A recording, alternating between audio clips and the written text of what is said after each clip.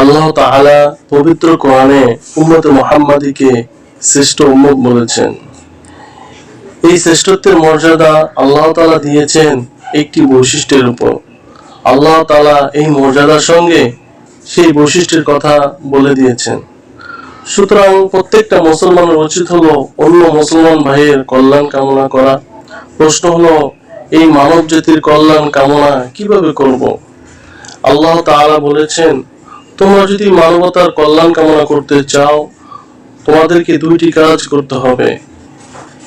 এই দুইটি কাজের মাধ্যমে তোমরা মানবতার কল্যাণ কামনা করতে পারবে।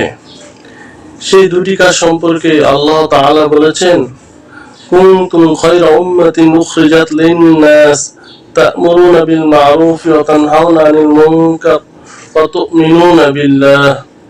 এক নম্বর কাজ হলো ন্যায়, সত্য এবং ভালো কাজের আদেশ করা। দুই নম্বর কাজ হলো অন্যায়, অপরাধ, অবিচার, জুলুমকে প্রতিরোধ করা।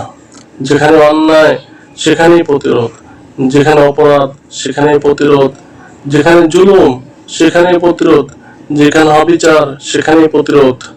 এটার নামই হলো মানবতার কল্যাণ কামনা করা।